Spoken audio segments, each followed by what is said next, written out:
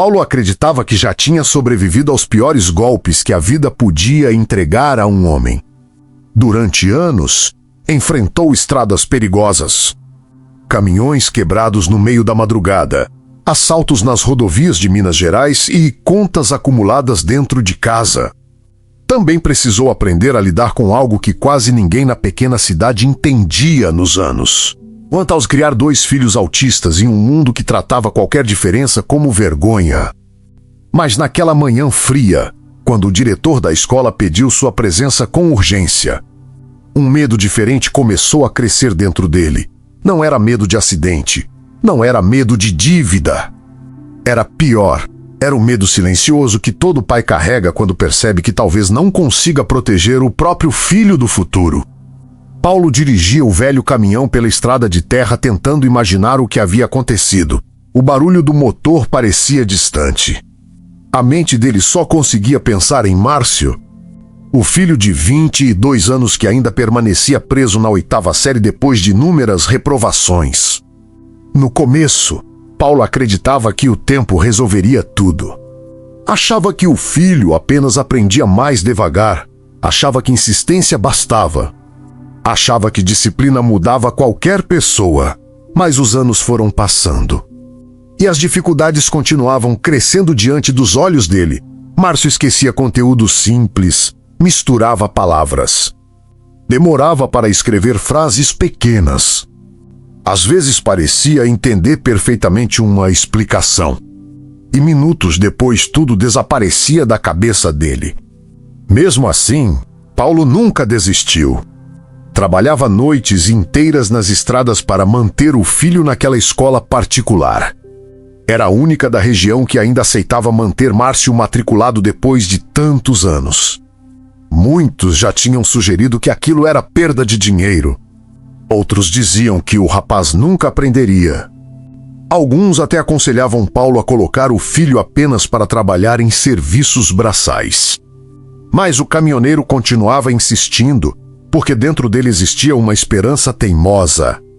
A esperança de que estudo pudesse salvar o filho de um destino cruel. Quando estacionou o caminhão diante da escola, Paulo demorou alguns segundos para descer. Observou os alunos entrando pelo portão. Alguns carregavam mochilas novas. Outros corriam pelo pátio rindo. E durante um instante doloroso, ele percebeu que Márcio nunca tinha conseguido realmente acompanhar aquele mundo. O filho sempre parecia deslocado, grande demais para a turma, confuso demais para as aulas, sensível demais para as piadas cruéis dos outros alunos. Paulo entrou na escola sentindo o peito pesado.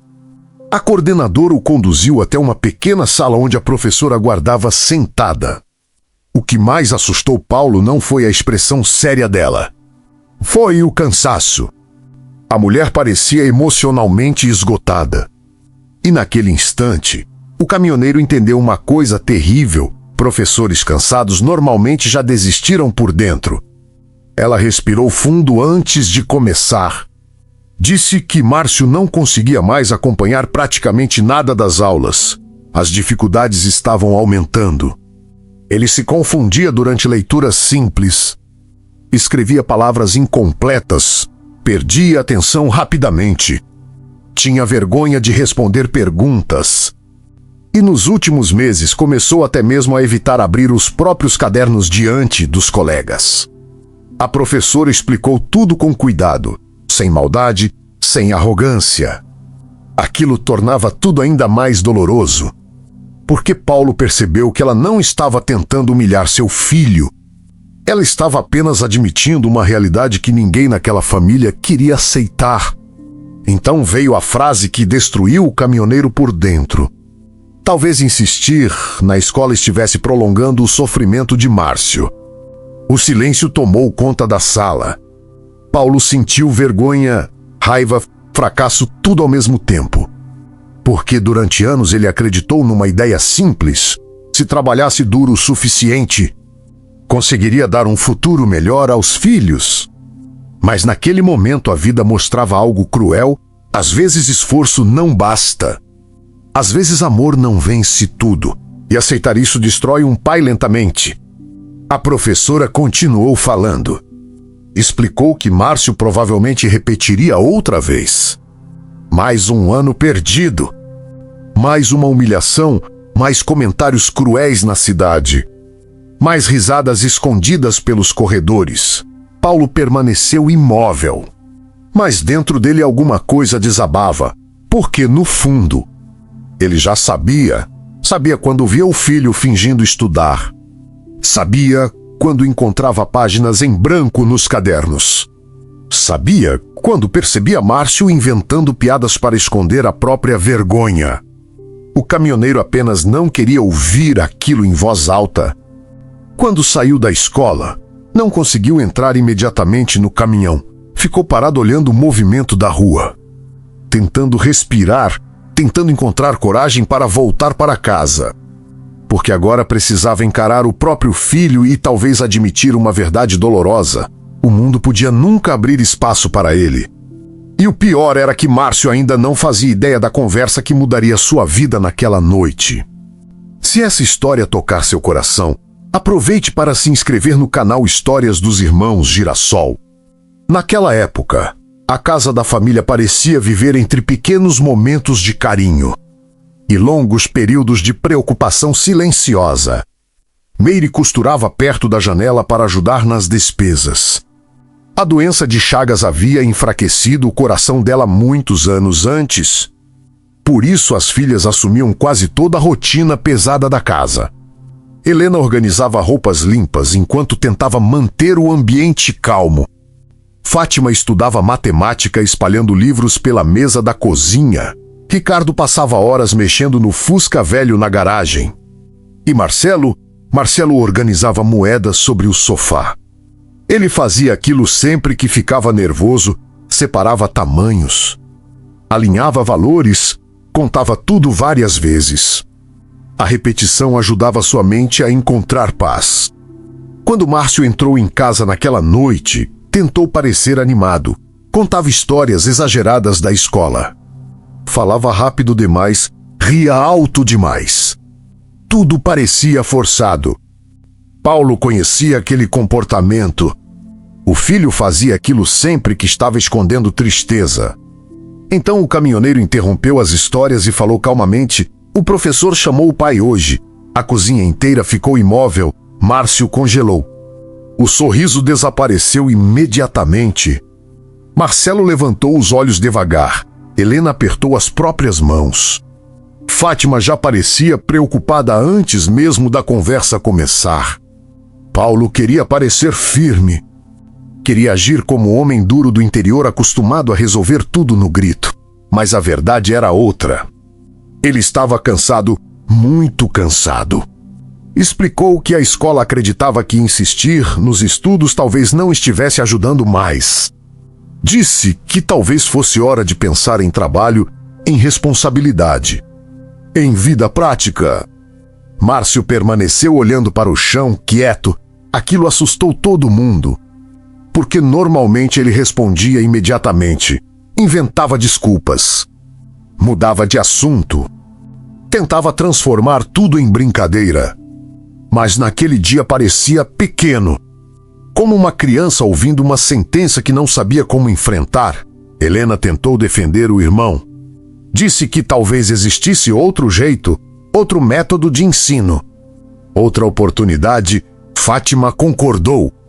Mas Paulo estava emocionalmente destruído, cansado das mensalidades, das reprovações, dos olhares de pena da cidade. Então tomou a decisão mais difícil da vida dele. Márcio não voltaria mais para a escola. Meire começou a chorar baixinho. Não era vergonha. Era medo, porque nos anos 1980, um rapaz pobre, autista, com dificuldades intelectuais e sem estudo, praticamente já nascia condenado ao preconceito. Marcelo observava tudo em silêncio. Até perguntar baixinho: "Márcio vai ficar triste?" A pergunta atravessou Paulo como uma faca. Porque Marcelo sempre percebia sofrimento antes de todo mundo, mesmo com dificuldade na fala, mesmo sendo tratado como estranho por muita gente. Ele enxergava emoções de maneira profunda. Márcio levantou lentamente da mesa, tentando fingir força, tentando parecer indiferente. Mas antes de entrar no quarto, disse algo que ninguém esqueceria.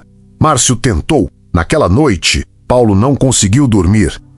Ficou sentado sozinho na varanda ouvindo os sons da rua vazia, pensando no filho, pensando no futuro.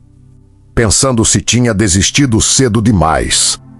Mas o que mais machucava era outra coisa. Era perceber que talvez Márcio nunca tivesse recebido uma chance real desde o começo. Os dias seguintes foram estranhos. Sem uniforme, sem mochila, sem rotina. Nos primeiros dias, Márcio parecia até aliviado, dormia até mais tarde. Andava pela praça, conversava com conhecidos. Passava tempo demais na lanchonete do bairro. Tentava convencer todo mundo, e a si mesmo, de que estava feliz. Mas aos poucos o vazio começou a aparecer.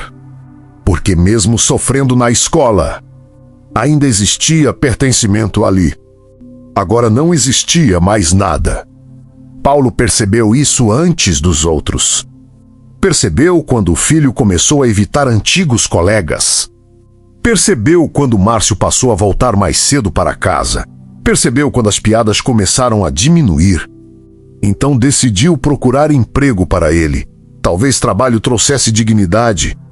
Talvez responsabilidade ajudasse o rapaz a amadurecer. Talvez o mundo real fosse menos cruel do que a escola. Mas Paulo descobriria rapidamente como estava enganado. A primeira tentativa aconteceu numa pequena mercearia do centro. O dono parecia simpático no início. Perguntou idade, perguntou experiência, perguntou se Márcio sabia fazer conta simples. O rapaz respondeu nervoso, misturando palavras. Sorrindo demais para esconder ansiedade, até que precisou preencher uma ficha. E tudo mudou. Márcio segurava a caneta com dificuldade. Demorava para escrever o próprio nome, pulava letras. Esquecia informações simples.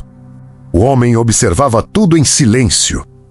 Depois mudou completamente o jeito de falar.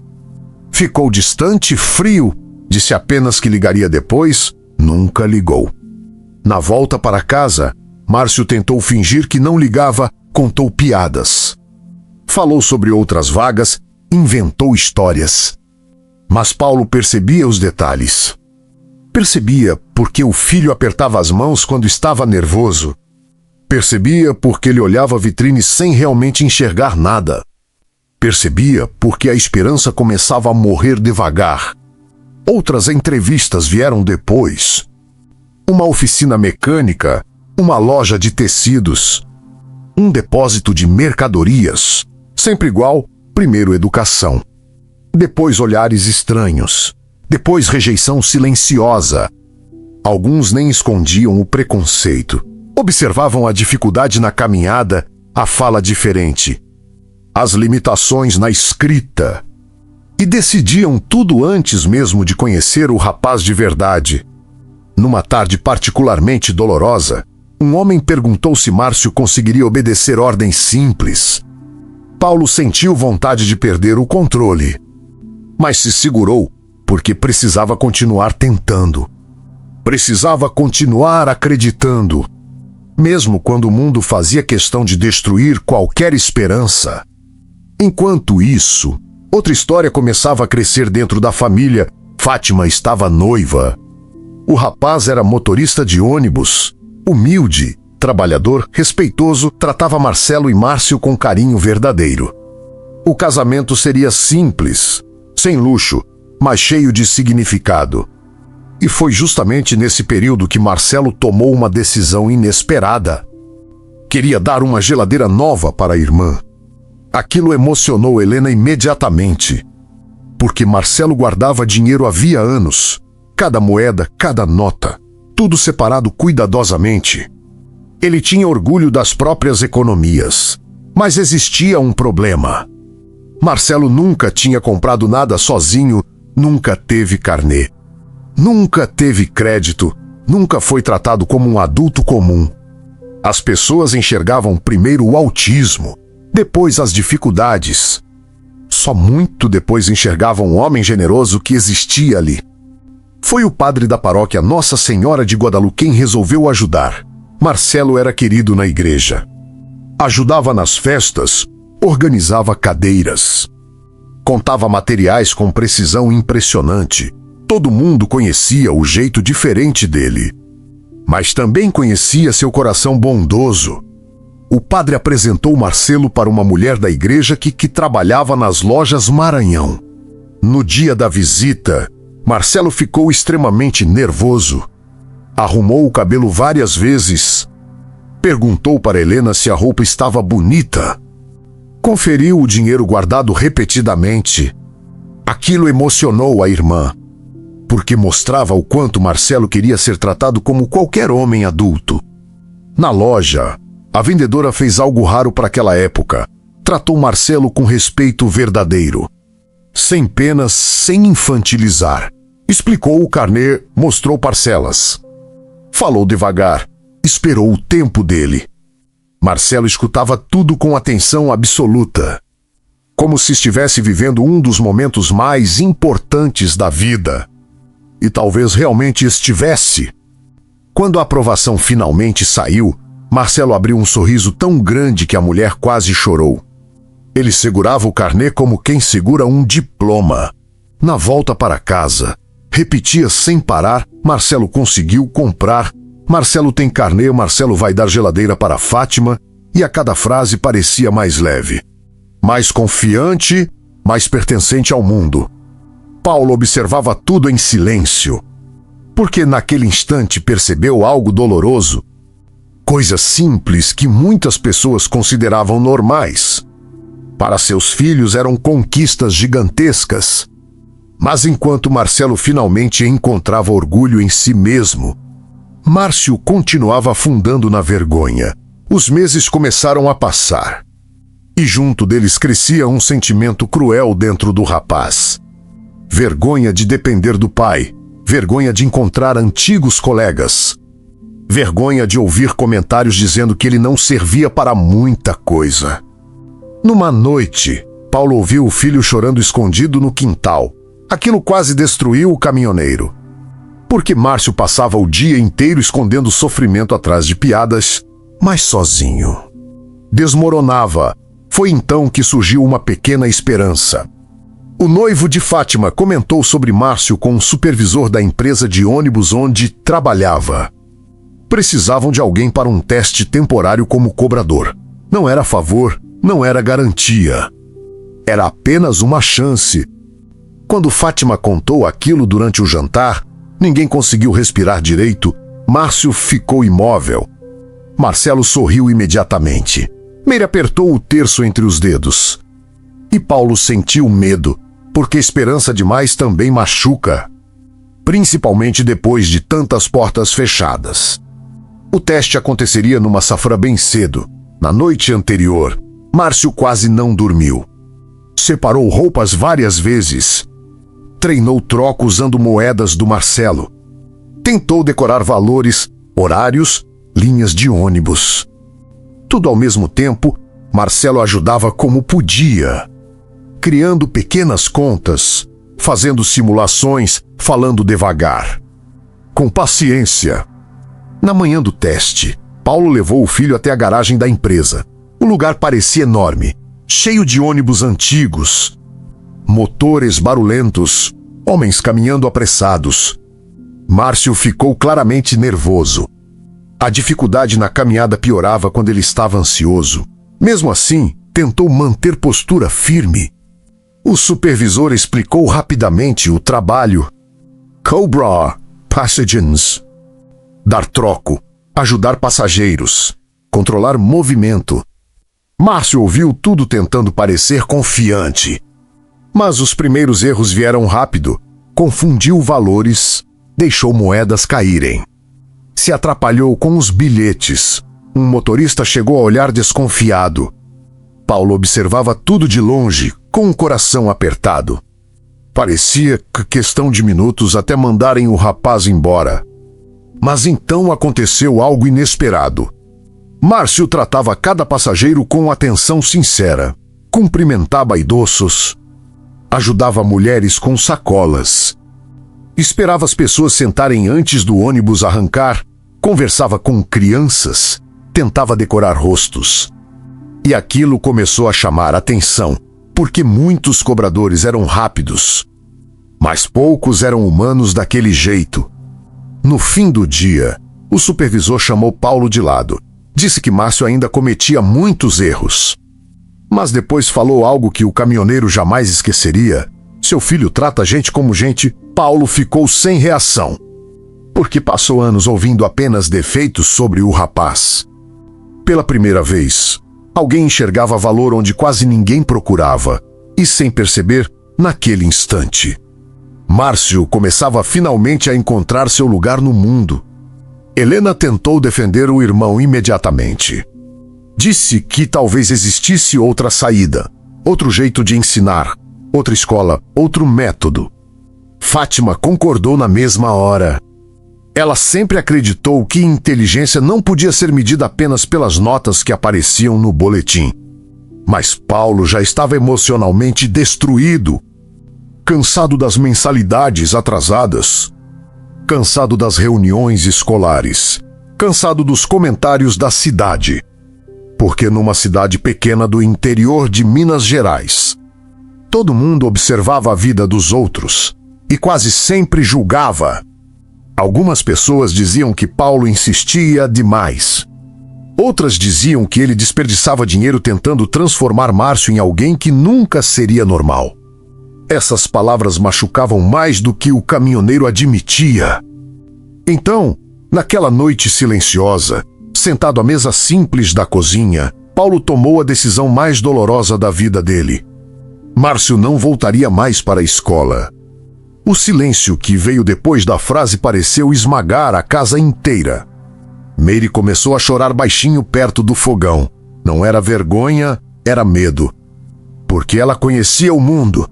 Sabia exatamente o peso daquela decisão nos anos 1980, um rapaz pobre, autista, com dificuldades intelectuais. Sem terminar os estudos. O futuro costumava ser cruel com pessoas assim. Marcelo observava tudo quieto. Os dedos ainda alinhavam moedas sobre a mesa, mas os olhos dele percorriam cada rosto da família. Até que perguntou baixinho: "Márcio vai ficar triste?" Aquilo destruiu Paulo por dentro. Porque Marcelo entendia emoções melhor do que muita gente considerada normal, mesmo com dificuldade na fala, mesmo tendo crises, mesmo sendo tratado como estranho pela cidade. Ele sempre percebia sofrimento, às vezes antes de todo mundo. Márcio permaneceu imóvel alguns segundos, depois levantou lentamente da cadeira, tentando parecer forte, tentando fingir que não se importava. Mas antes de entrar no quarto, falou algo que ninguém naquela casa esqueceria. Márcio tentou. A frase ficou presa dentro do peito de Paulo durante a noite inteira. Porque era verdade, o filho tentou. Tentou decorar palavras que desapareciam da cabeça minutos depois. Tentou acompanhar colegas muito mais rápidos. Tentou esconder vergonha. Tentou fingir que não sofria quando riam dele. Tentou tantas vezes que agora parecia cansado até de lutar. Naquela madrugada, Paulo não conseguiu dormir. Ficou sentado sozinho na varanda ouvindo os cachorros latindo longe e o barulho ocasional de algum caminhão atravessando a estrada da cidade. Pensava no futuro, pensava no filho. Pensava se tinha acabado de desistir cedo demais. Mas existia outra dor escondida ali. Uma dor ainda pior. A sensação de que talvez Márcio nunca tivesse recebido uma chance real desde o começo. Nos dias seguintes, a casa inteira ficou estranha. Márcio acordava sem uniforme, sem mochila, sem cadernos, sem horário. No começo até parecia feliz. Dormia até mais tarde, passava horas andando pela praça. Conversava com conhecidos, contava piadas na lanchonete do bairro. Tentava convencer todo mundo de que finalmente estava livre. Mas Paulo percebia detalhes que mais ninguém via. Percebia quando o filho ficava olhando estudantes passando pela rua. Percebia quando ele mudava de assunto sempre que alguém perguntava sobre a escola. Percebia quando as brincadeiras começavam a soar forçadas demais, porque mesmo sofrendo lá dentro, ainda existia pertencimento. Agora não existia mais nada. Foi então que Paulo decidiu procurar emprego para o filho. Talvez trabalho trouxesse dignidade. Talvez responsabilidade ajudasse Márcio a amadurecer. Talvez o mundo real fosse menos cruel do que a escola. Naquela época, Paulo ainda acreditava nisso, mas descobriria rapidamente como estava enganado. A primeira tentativa aconteceu numa pequena mercearia do centro. O dono parecia simpático no início. Ofereceu café, perguntou idade. Perguntou se Márcio sabia fazer contas simples. O rapaz respondeu nervoso, misturando palavras, sorrindo demais, falando rápido para esconder a ansiedade. Até que o comerciante entregou uma ficha de inscrição. E tudo mudou. Márcio segurou a caneta tremendo. Demorou para escrever o próprio nome completo, esqueceu letras. Rabiscou errado, precisou começar outra vez. O homem observava tudo em silêncio. E Paulo percebeu exatamente o momento em que o interesse desapareceu dos olhos dele. Depois disso, o tom mudou completamente. A simpatia virou distância. A conversa ficou curta, fria. No final, o homem apenas disse que ligaria depois. Nunca ligou. Na volta para casa, Márcio tentou fingir que não ligava para a rejeição, contou piadas. Inventou histórias absurdas sobre empregos melhores. Falou até sobre comprar uma motocicleta um dia. Mas Paulo enxergava o que estava escondido atrás daquelas brincadeiras. Percebia porque o filho apertava as próprias mãos quando estava nervoso. Percebia porque ele evitava olhar diretamente nos olhos das pessoas. Percebia porque a esperança começava a diminuir. E aquilo era apenas o começo. Vieram outras entrevistas, uma oficina mecânica, depois uma loja de tecidos, depois um depósito sempre igual. Primeiro educação, depois olhares desconfiados. Depois rejeição silenciosa. Alguns nem escondiam o preconceito.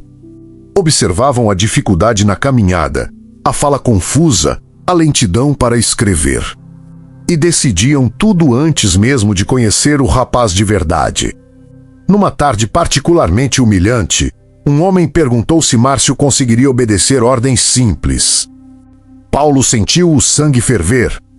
Por alguns segundos, teve vontade de agarrar aquele sujeito pela camisa, mas se controlou porque precisava continuar tentando.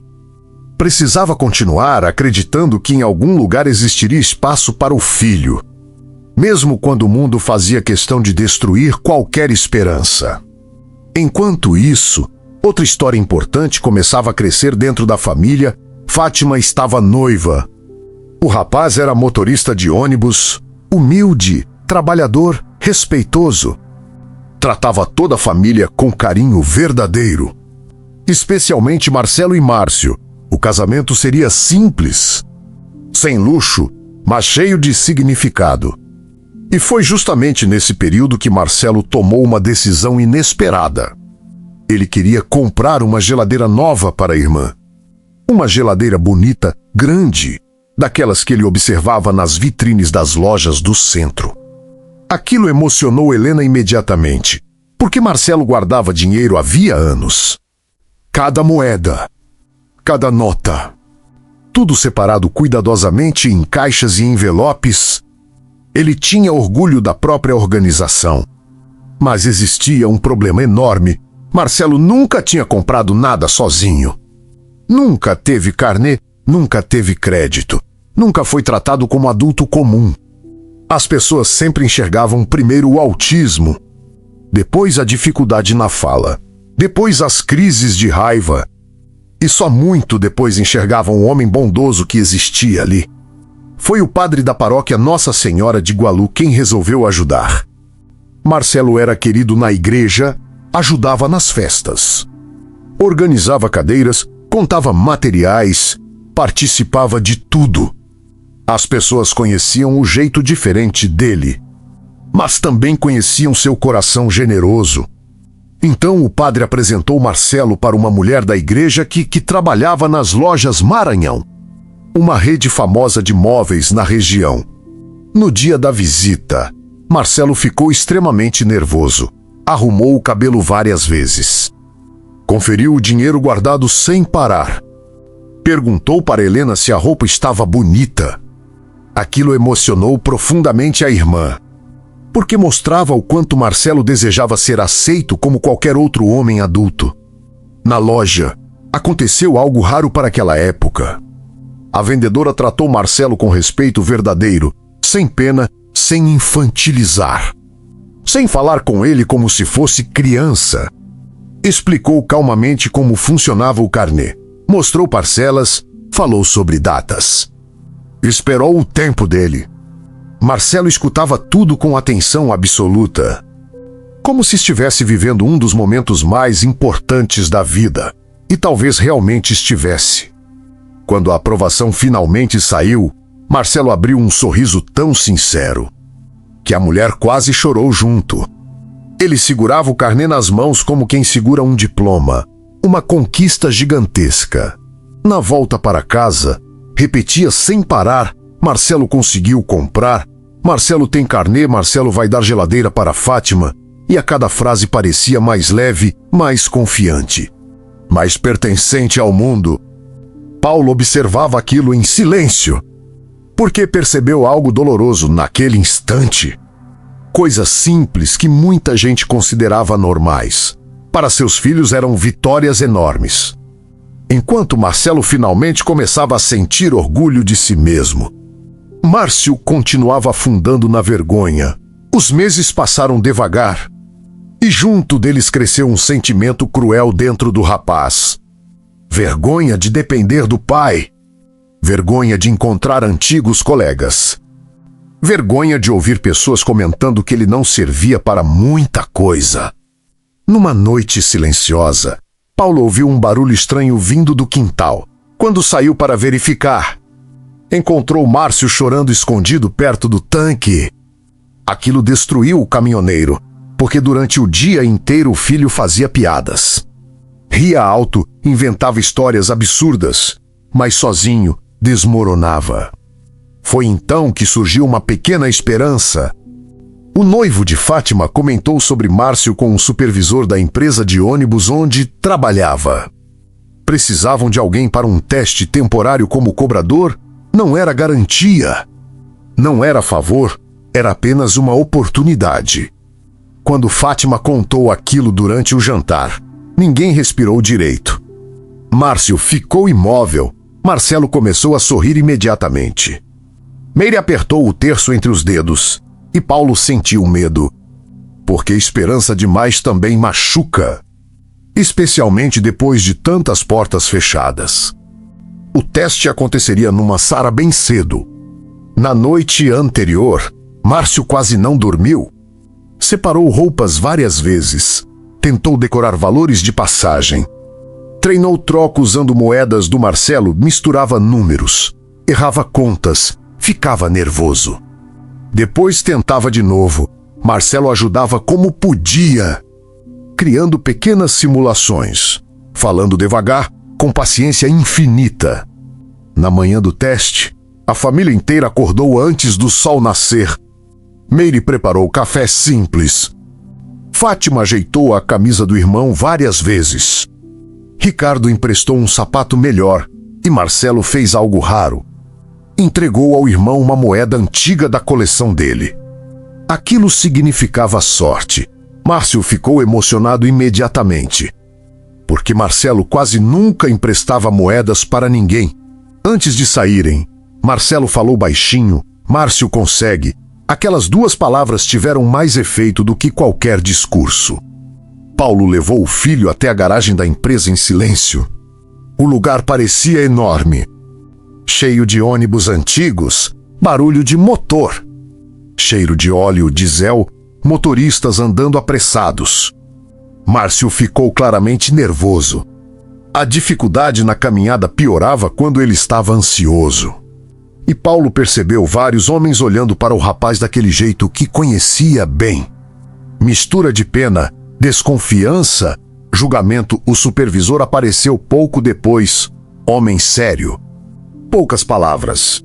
Explicou rapidamente as funções cobragens.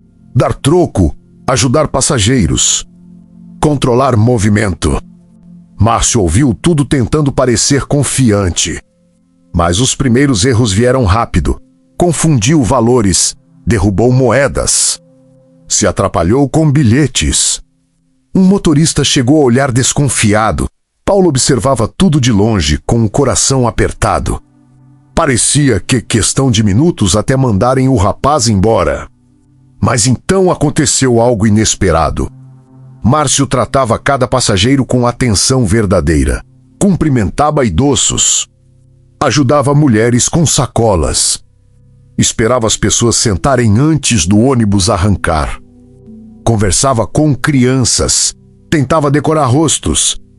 E aquilo começou a chamar a atenção, porque muitos cobradores eram rápidos. Mas poucos eram humanos daquele jeito. Em determinado momento, uma senhora simples segurou o braço dele com carinho e disse que ele estava indo bem. O sorriso que apareceu no rosto de Márcio naquele instante mudou completamente o comportamento dele. O rapaz ganhou confiança, continuava errando, mas já não parecia derrotado. No fim do expediente, o supervisor chamou Paulo de lado. O caminhoneiro sentiu o estômago embrulhar. Achou que ouviria mais uma rejeição, mais uma porta fechada. Mas então o homem falou algo que Paulo jamais esqueceria. Seu filho erra bastante, mas trata a gente melhor do que muito funcionário antigo. Paulo ficou sem reação, porque passou anos ouvindo apenas defeitos sobre o rapaz pela primeira vez. Alguém enxergava valor antes da deficiência. O supervisor então explicou que Márcio teria uma chance. Ainda em experiência nada garantido, mas teria oportunidade de tentar. Quando ouviu aquilo, Márcio começou a rir e chorar ao mesmo tempo. Parecia criança e, sinceramente, naquele instante, Paulo quase chorou junto. Porque depois de tantos anos ouvindo que o filho não teria futuro, alguém finalmente estava oferecendo oportunidade ao invés de sentença. E sem perceber, naquele momento, Márcio começava finalmente a encontrar o próprio lugar no mundo na semana seguinte. A rotina da nossa casa começou a mudar de um jeito que ninguém esperava.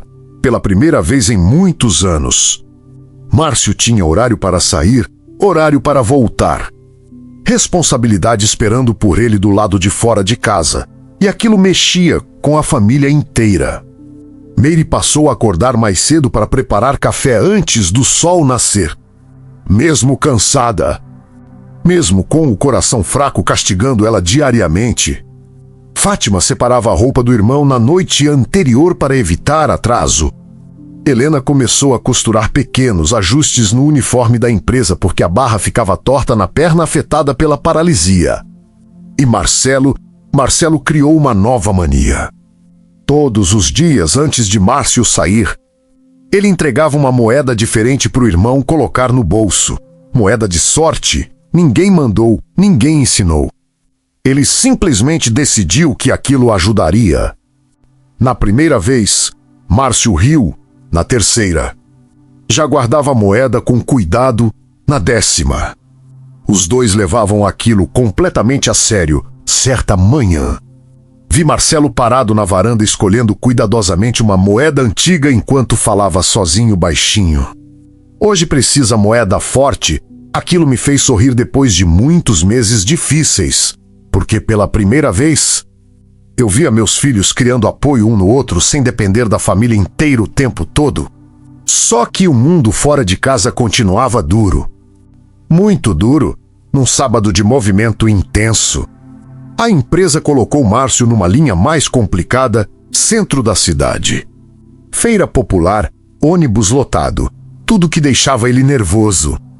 No começo do trajeto, até conseguiu manter controle. Mas bastou o ônibus encher completamente para a confusão começar. Passageiros falando ao mesmo tempo, gente reclamando de troco. Barulho de motor, empurra-empurra. Márcio começou a se atrapalhar, errou valores. Entregou passagem errada. Deixou moedas caírem no chão do ônibus em movimento. Alguns passageiros começaram a reclamar alto. Um homem gritou: colocar um menino doente para trabalhar agora?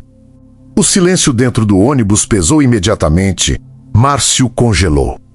Eu não estava lá naquele momento.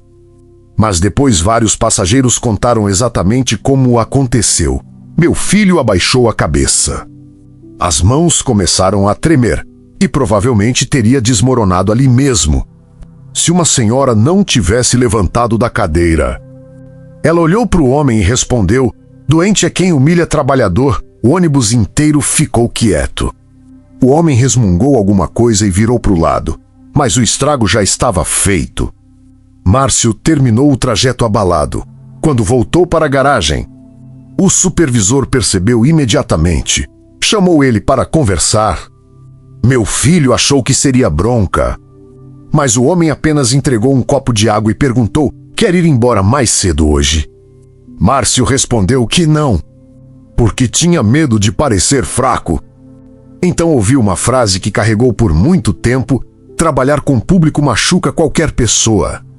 Não é só você. Naquela noite, meu filho chegou diferente, quieto, nem tocou na comida direito. Marcelo percebeu antes de todo mundo. Parou de alinhar moedas na mesa. Ficou olhando para o irmão alguns segundos. Depois perguntou: machucaram Márcio? Aquilo fez o silêncio da cozinha ficar ainda maior, porque Marcelo quase nunca perguntava as coisas diretamente daquele jeito. Márcio tentou rir, disfarçar, mas não conseguiu. Então contou o que aconteceu no ônibus, conforme falava. Meire apertava o terço cada vez mais forte. Helena ficou indignada. Ricardo xingou o passageiro imediatamente, mas Marcelo teve a reação mais inesperada. Meu filho levantou devagar da cadeira. Depois foi até o quarto. Quando voltou, trazia o carnê da geladeira nas mãos. Sentou na frente do irmão e falou: homem ruim fala do Marcelo também. Márcio ficou olhando sem entender. Então Marcelo continuou: mas Marcelo comprou geladeira mesmo assim? Aquilo desmontou todo mundo, porque do jeito simples dele. Marcelo estava ensinando uma coisa enorme. O preconceito nunca tinha parado ele completamente. E talvez também não pudesse parar Márcio. Meu filho mais novo começou a rir emocionado. Depois abraçou o irmão tão forte que até Marcelo estranhou no começo, mas alguns segundos depois, abraçou de volta. Naquela noite, eu fiquei observando os dois sentados na varanda conversando do jeito deles. Um falando rápido demais, outro demorando para responder. Dois irmãos completamente diferentes, mas unidos por dores que quase ninguém entendia. E foi ali que percebi outra coisa importante. Durante anos, eu tentei proteger meus filhos do mundo, mas talvez, sem perceber, eles também estavam aprendendo a proteger um ao outro. Os dias continuaram difíceis, só que agora, Márcio começou a mudar lentamente. O rapaz inseguro que escondia tudo atrás de piadas começou a criar pequenas responsabilidades próprias. Passou a separar dinheiro para ajudar Meire nas compras. Começou a decorar horários sozinho. Tentava anotar nomes dos passageiros frequentes num caderno velho, errava muito ainda, mas insistia. Uma tarde, cheguei mais cedo de viagem e encontrei algo que quase me fez chorar. Márcio estava ensinando Marcelo a identificar valores de notas mais rápido. Os dois sentados no chão da sala. Notas espalhadas, moedas alinhadas.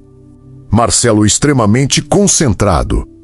Márcio repetia com paciência: essa é de 50, Marcelo errava. Tentava de novo, errava outra vez. E Márcio continuava ensinando. Naquele instante, eu lembrei imediatamente da época da escola. Das professoras dizendo que meu filho nunca conseguiria aprender direito. Agora ali estava ele. ensinando outra pessoa, talvez lentamente, talvez do próprio jeito, mas ensinando. Foi então que percebi uma verdade dolorosa. Muita gente confundiu dificuldade com incapacidade a vida inteira. Mas são coisas completamente diferentes. Na mesma semana, chegou o casamento da Fátima. A casa virou confusão completa. Parentes entrando toda hora, panelas enormes na cozinha, vestido pendurado no guarda-roupa, crianças correndo pela sala. Marcelo perguntava sobre a geladeira de meia em meia hora, até que finalmente chegou o momento de entregar o presente. Quando colocaram a geladeira nova na pequena casa onde Fátima moraria, Marcelo ficou parado olhando em silêncio. Meu filho passava a mão devagar pela porta branca brilhando. Depois olhou para a irmã e perguntou: Fátima gostou mesmo? Ela começou a chorar imediatamente, abraçou ele forte e respondeu: foi o presente mais importante que eu ganhei. Marcelo ficou sem reação, porque não estava acostumado a ouvir aquele tipo de reconhecimento. Então sorriu daquele jeito pequeno e tímido que sempre fazia quando ficava feliz de verdade. Mais tarde, durante a festa simples no salão da igreja, aconteceu uma cena que nunca saiu da minha cabeça. Alguns convidados dançavam, outros conversavam nas mesas, e meus 2 filhos estavam sentados juntos perto da parede observando tudo. 2 homens já adultos, durante anos tratados como problema, durante anos subestimados. Mas naquele instante, um tinha acabado de comprar a primeira geladeira da vida e o outro estava trabalhando. Talvez o mundo nunca enxergasse totalmente a força deles, mas eu enxergava. E pela primeira vez em muito tempo, não senti apenas medo do futuro, senti orgulho também, soro e cansado. E respondi que sabia. Marcelo então ajeitou cuidadosamente o comprovante dentro de um envelope plástico transparente. Depois guardou tudo dentro da caixa onde mantinha as moedas antigas. Nada podia ficar fora de ordem, nada podia dobrar errado, nada podia desaparecer. Enquanto observava aquilo, percebi como meu filho criava segurança através dos pequenos controles. O mundo confundia isso com estranheza, mas eu sabia o que realmente era medo. Medo de perder as poucas coisas que finalmente faziam ele se sentir adulto. Naquela semana, a rotina da casa começou a mudar completamente. Márcio agora saía cedo. Voltava cansado, cheirando a diesel, com marcas de suor na camisa. E pela primeira vez em muitos anos, meu filho parecia carregar orgulho dentro do próprio corpo, mesmo cometendo erros, mesmo se confundindo, mesmo chegando em casa às vezes frustrado. Ainda assim, existia alguma coisa diferente nele, responsabilidade. Certa tarde, encontrei Márcio sentado sozinho na área de casa tentando copiar números de passagem num caderno velho. Ele escrevia devagar, apagava, tentava novamente, errava, respirava fundo, recomeçava. Aquilo me deixou imóvel, porque durante anos, na escola, eu só via sofrimento, mas agora existia motivo real para aprender. O conhecimento finalmente tinha utilidade concreta para ele. Quando percebeu minha presença, Márcio fechou o caderno rapidamente, como se tivesse vergonha. Depois falou: pai, não conta para os outros que Márcio ainda erra conta. Sentei ao lado dele devagar e perguntei uma coisa simples: você acha que os outros cobradores nunca erraram? Meu filho ficou quieto. Talvez porque nunca tivesse pensado nisso. Pessoas como Márcio crescem acreditando que qualquer erro delas vale mais do que os erros dos outros.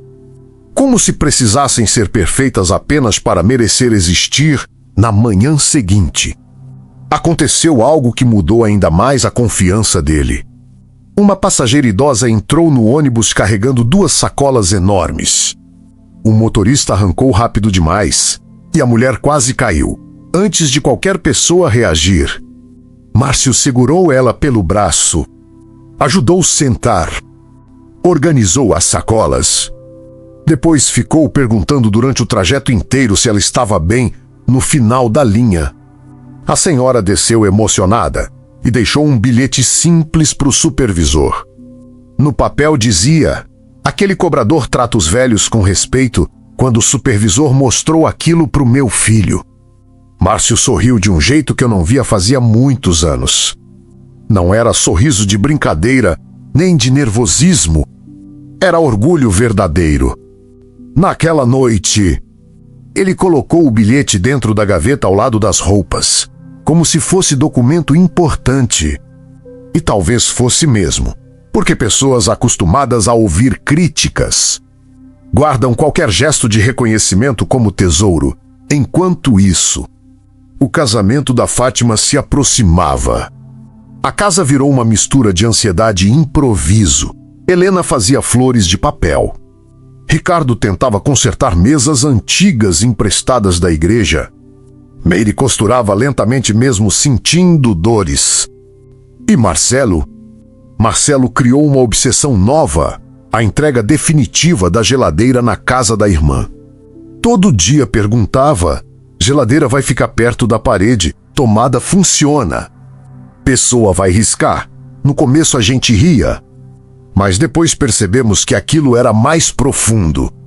Marcelo queria garantir que o presente dele permanecesse perfeito, porque aquele objeto carregava algo muito maior do que dinheiro. Carregava pertencimento. Numa tarde, Fátima levou Marcelo até a pequena casa onde moraria depois do casamento. Era simples, 2 cômodos. Piso gasto, janelas antigas. Mas meu filho entrou olhando tudo como se visitasse lugar sagrado. Quando viu o espaço vazio da cozinha, ficou parado. Depois apontou devagar: geladeira do Marcelo fica ali. Fátima abraçou o irmão imediatamente e pela primeira vez. Marcelo não congelou com o contato. Ficou abraçado alguns segundos. Aquilo emocionou minha filha profundamente, porque contato físico sempre foi difícil para ele. Na volta para casa, Fátima chorou escondido dentro do caminhão. Ela achava que ninguém percebeu, mas eu percebi, porque naquela época meus filhos passavam a vida inteira ouvindo o que não conseguiam fazer. Então, quando finalmente conseguiam algo, a emoção vinha forte demais. Os dias continuaram passando e junto deles vieram novos desafios no trabalho do Márcio. Ele ainda se atrapalhava com troco nos horários mais cheios. Ainda esquecia nomes de bairros. Ainda confundia algumas anotações. Mas agora os motoristas começaram a proteger ele. Porque perceberam uma coisa importante: meu filho nunca tratava ninguém mal. Mesmo nervoso, mesmo cansado, mesmo humilhado. Numa manhã de chuva, um passageiro bêbado começou a debochar da fala dele dentro do ônibus. Imitou o jeito que Márcio pronunciava algumas palavras. Riu alto, tentou fazer os outros passageiros rirem também. Meu sangue gelou quando ouvi essa história depois. Mas antes que Márcio reagisse, o motorista parou o ônibus bruscamente, olhou para o homem e falou: pode respeitar o rapaz. Ele trabalha melhor que muito homem saudável por aí. Quando Márcio contou isso em casa, a voz dele tremia. Porque talvez tenha sido a primeira vez na vida que alguém defendeu ele em público sem sentir vergonha. Naquela noite, encontrei meu filho parado na frente do espelho pequeno do banheiro. Ele vestia o uniforme da empresa. Passava a mão na camisa lentamente, como se ainda tivesse dificuldade de acreditar. Então perguntou: pai, acha que Márcio está virando homem de verdade? Demorei para responder, porque a pergunta carregava dor demais. Meu filho passou a vida inteira ouvindo que seria eternamente dependente, que nunca cresceria, que nunca teria responsabilidade. Aproximei devagar, depois falei: filho, você sempre foi homem. Só precisava de gente que enxergasse isso. Márcio abaixou os olhos imediatamente e ficou em silêncio. Mas percebi que estava chorando.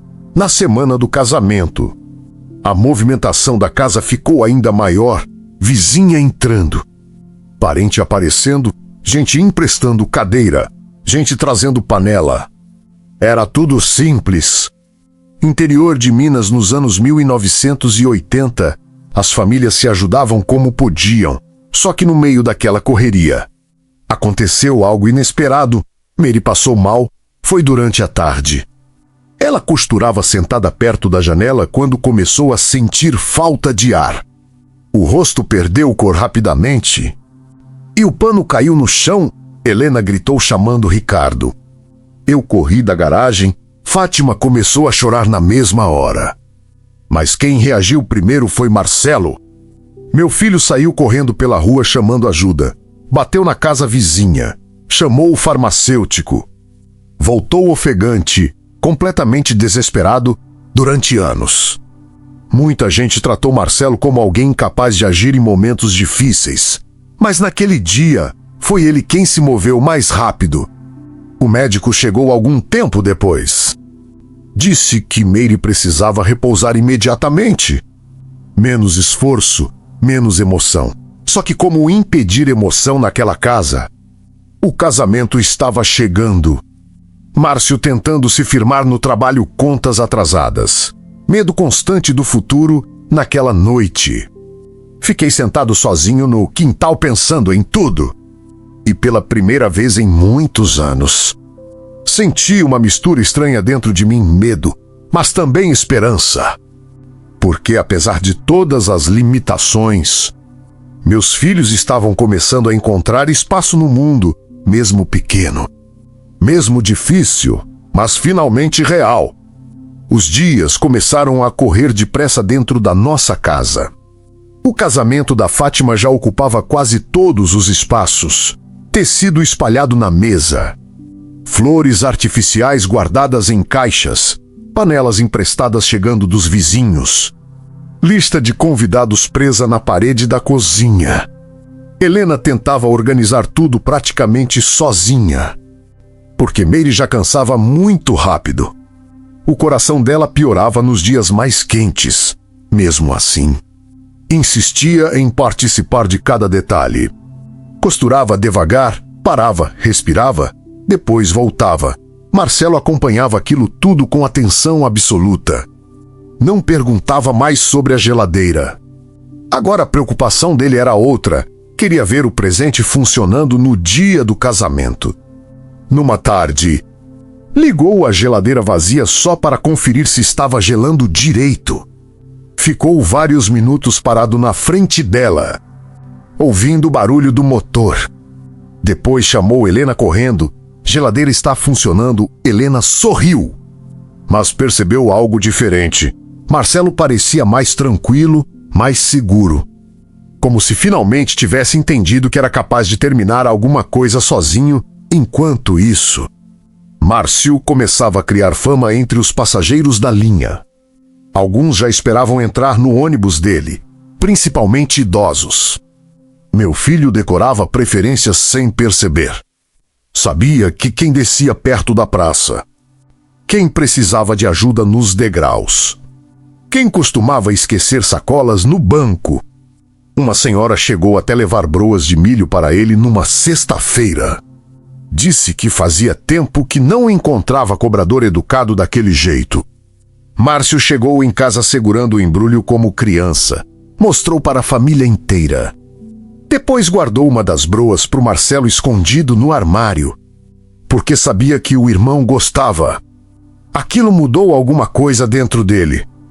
Pela primeira vez, meu filho começou a sentir que as pessoas lembravam dele por algo bom, mas nem tudo seguia leve.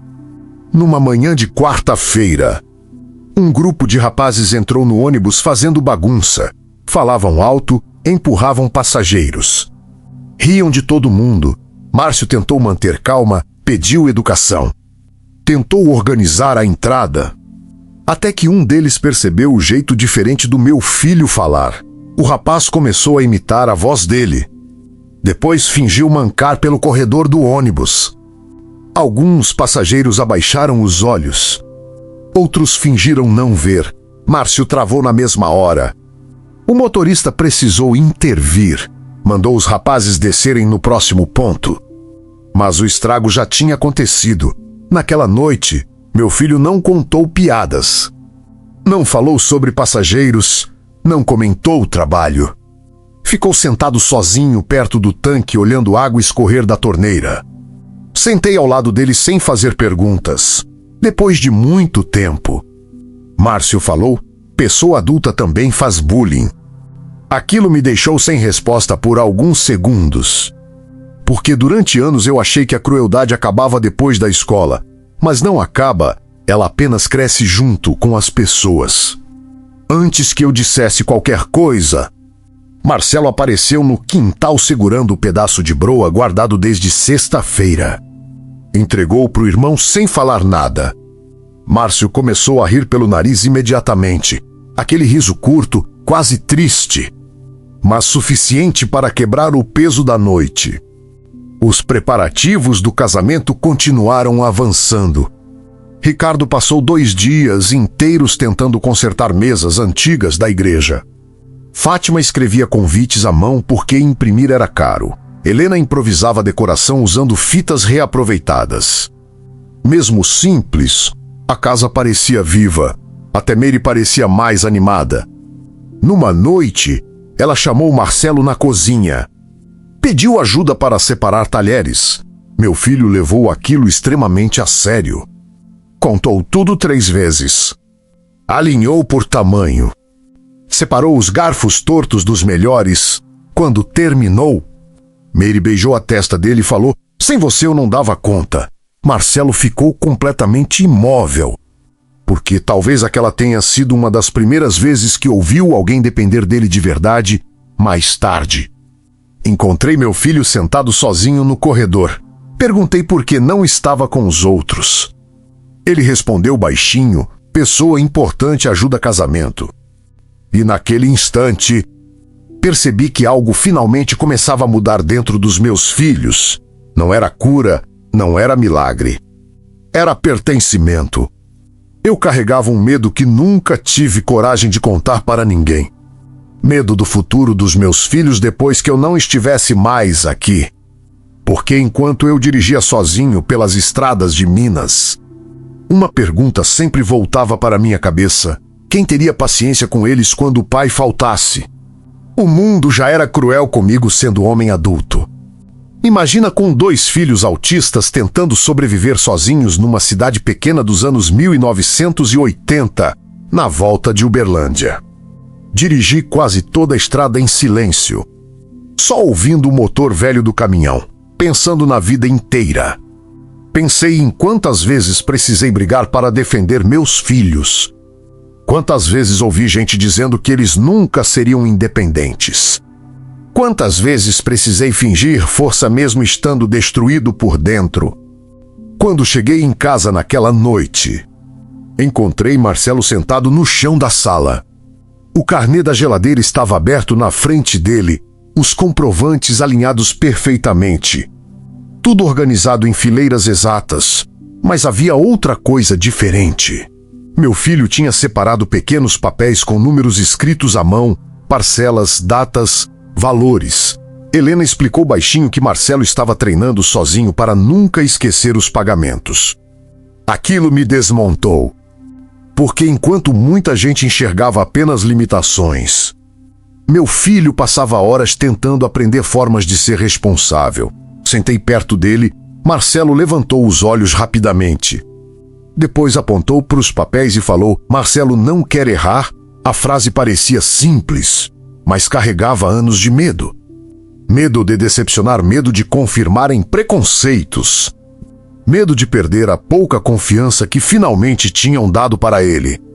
Então falei algo que talvez eu devesse ter dito muito antes. Disse que pessoas adultas erravam o tempo inteiro. Que responsabilidade não significava perfeição. E que ele não precisava provar valor o tempo todo para merecer respeito. Marcelo ficou quieto, só mexendo lentamente nos comprovantes. Depois perguntou: "Mesmo errando?" Balancei a cabeça devagar. Mesmo errando, meu filho sorriu pequeno, quase imperceptível, mas verdadeiro. Na manhã seguinte, Foi a vez do Márcio enfrentar outro desafio.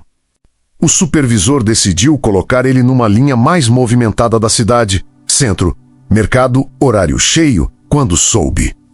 Meu filho perdeu a cor na mesma hora. Tentou fingir tranquilidade. Mas as mãos começaram a tremer imediatamente, antes de sair. Meire colocou café para ele. Fátima separou moedas em pequenos saquinhos para facilitar troco. Ricardo explicou atalhos das linhas. E Marcelo entregou um papel dobrado. Márcio abriu curioso. E encontrou números escritos do jeito que o irmão organizava. Sequências, valores, pequenas anotações. Marcelo tinha passado parte da madrugada criando um sistema próprio para ajudar o irmão a não se perder nas contas. Márcio olhou aquilo emocionado, porque talvez ninguém no mundo entendesse melhor as dificuldades dele do que o próprio irmão. No ônibus, o começo foi difícil.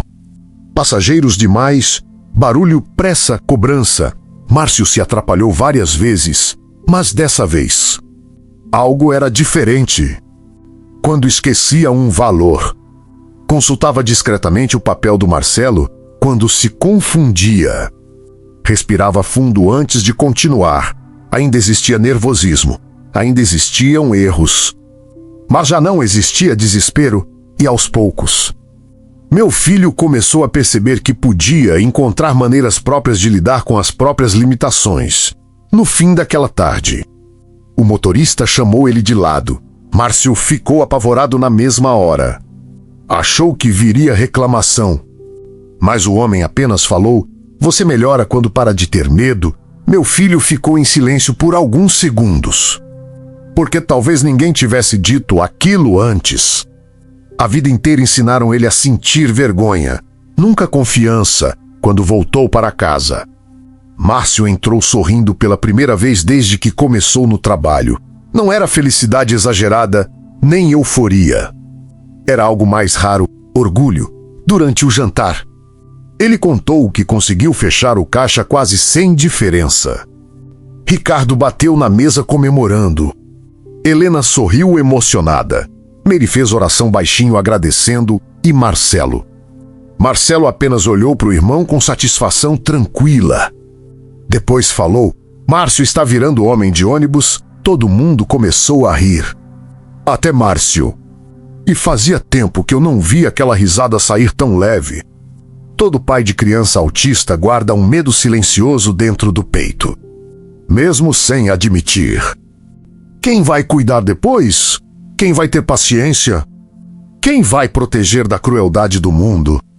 Enquanto seguia pela estrada velha de Minas, eu sentia esse pensamento esmagando minha cabeça. Quando cheguei em casa naquela noite, encontrei Marcelo completamente desorganizado. As moedas estavam espalhadas pela mesa. Aquilo sempre acontecia quando algo fugia da rotina. Helena explicou que uma goteira quase atingiu o carnê da geladeira. Só aquilo bastou para desencadear a crise. Marcelo andava de um lado para o outro repetindo: "Carnê do Marcelo não pode estragar." Helena tentava tranquilizar. Meire observava aflita. Ricardo segurava o riso nervoso ao ver meu filho protegendo aquele papel como se fosse ouro. Sentei ao lado dele sem pressa. Comecei a organizar as folhas junto com ele. Depois de alguns minutos, a respiração foi desacelerando. Marcelo então apertou o carnê contra o peito com cuidado quase infantil. Foi ali que percebi algo doloroso. A felicidade dele não vinha apenas da geladeira. Vinha do fato de alguém finalmente confiar nele durante anos. As pessoas duvidaram da capacidade do meu filho para tudo, até para viver sozinho. 2 dias depois, chegou a hora do teste do Márcio. A casa acordou antes do amanhecer. Meire preparou café simples. Fátima arrumou a gola da camisa dele várias vezes. Ricardo emprestou um sapato melhor e Marcelo entregou ao irmão uma moeda antiga da coleção. Aquilo era importante. Ele quase nunca se separava das próprias moedas antes de sair. Falou baixinho. Márcio consegue 2 palavras. Só isso. mas tiveram mais força do que qualquer discurso. Seguimos até a empresa de ônibus praticamente em silêncio. A garagem era enorme, cheiro de diesel. Motores ligados, motoristas caminhando apressados entre os veículos. Márcio começou a mancar mais forte por causa do nervosismo. A sequela da paralisia infantil piorava sempre que ele ficava emocionalmente abalado. Percebi alguns olhares atravessados, mistura de dúvida, pena e julgamento. Eu conhecia aquilo bem demais. Pouco depois o supervisor apareceu. Homem sério, direto, explicou que seria apenas um teste, cobrança-troco, rotina, nada garantido. Meu estômago embrulhou na hora. Porque eu sabia como essas histórias geralmente terminavam para os meus filhos. Sorrisos educados. Depois rejeição. Mas naquele dia aconteceu algo inesperado. Assim que entrou no ônibus, Márcio começou a conversar naturalmente com os passageiros. Cumprimentava idosos. Ajudava a gente subir os degraus. Tentava organizar o troco mesmo se confundindo. Claro que surgiram erros. Ele derrubou moedas, misturou valores. Travou ao ler algumas anotações. Quase chorou de nervoso. Então uma senhora segurou o braço dele com carinho e disse: "Você está indo bem. Aquilo mudou alguma coisa dentro do meu filho." O sorriso voltou imediatamente. Nas horas seguintes, Márcio ganhou confiança. Ainda cometia falhas, mas demonstrava cuidado genuíno com as pessoas. Perguntava se alguém precisava de ajuda. Tentava memorizar rostos. Falava olhando nos olhos. E foi justamente isso que chamou a atenção do supervisor no fim do expediente. Ele me chamou de lado, meu coração disparou. Achei que ouviria mais um não. Mas o homem disse: "Seu filho erra bastante. Só que trata a gente melhor do que muito funcionário antigo." Naquele instante, quase perdi a voz, porque pela primeira vez, alguém enxergava a qualidade antes da deficiência. O supervisor explicou que Márcio ganharia uma oportunidade. Ainda em experiência nada definitivo, mas seria uma chance real. Quando contei isso ao meu filho, ele começou a rir e chorar ao mesmo tempo. Parecia uma criança tentando acreditar no impossível e, sinceramente, eu também quase chorei junto. Depois de tantos anos ouvindo que ele não teria futuro, alguém finalmente oferecia oportunidade em vez de condenação. Na volta para casa, Márcio falava sem parar. Descrevia passageiros, comentava os erros, contava cada moeda derrubada. Cada momento em que quase travou, Ricardo ria no banco da frente. Fátima fazia perguntas o tempo inteiro. Helena escutava sorrindo. E Marcelo observava tudo pelo retrovisor com orgulho estampado no rosto. Quando estacionamos em casa, Meire já esperava no portão. Minha esposa passou anos ouvindo médicos, professores e vizinhos dizendo que nossos filhos jamais seriam independentes. Por isso, ao descobrir que Márcio tinha conseguido a vaga, começou a chorar imediatamente. Meu filho abraçou a mãe sorrindo. Depois falou algo que destruiu meu peito. Agora Márcio ajuda nas contas também. Foi naquele instante que percebi o peso que ele carregava. Culpa pelas dificuldades, pelas reprovações, pelos gastos, pela sensação de ser um problema. Naquela noite, a casa parecia mais leve. Não porque os problemas tinham acabado, mas porque a esperança finalmente tinha voltado. Só que a parte mais difícil começou depois. O primeiro dia oficial como cobrador foi muito pior do que o teste. Agora existia pressão de verdade, horário, responsabilidade, troco, linhas, valores, e organização nunca foi facilidade para o Márcio. Naquela manhã, encontrei ele sentado na cozinha tentando amarrar o sapato pela terceira vez. As mãos tremiam. Sentei ao lado dele em silêncio. Depois de alguns minutos, meu filho perguntou: "Pai, acha que vão mandar Márcio embora rápido?" Aquilo apertou meu coração. Porque pessoas acostumadas à rejeição sempre esperam abandono. Respondi que todo mundo erra no começo, mas nem todo mundo tem coragem de insistir. Ele ficou quieto, respirou fundo e saiu usando o uniforme simples da empresa. Mary chorou outra vez, não de tristeza. Era orgulho misturado com medo. Porque mães de filhos autistas vivem assim, cada conquista parece enorme. Mas o receio de ver o mundo machucar de novo nunca desaparece enquanto isso. Marcelo seguia envolvido com o casamento da irmã, perguntava diariamente sobre a geladeira. Queria saber das parcelas, do carnê da entrega. E sempre que alguém mencionava o casamento, ele sorria imediatamente. Certo dia, levei Marcelo até as lojas Maranhão para pagar mais uma prestação. Assim que entrou, ficou observando tudo em silêncio. As geladeiras alinhadas, os móveis organizados, as etiquetas retinhas. A vendedora da igreja reconheceu ele na mesma hora, sorriu. Marcelo então tirou o dinheiro cuidadosamente do bolso. Tudo contado, separado, dobrado na mesma direção. Quando recebeu o comprovante, segurou o papel como se fosse um prêmio. Depois virou para mim. Marcelo pagou outra vez. Para a maioria das pessoas, aquilo seria banal. Mas eu sabia o tamanho daquela vitória.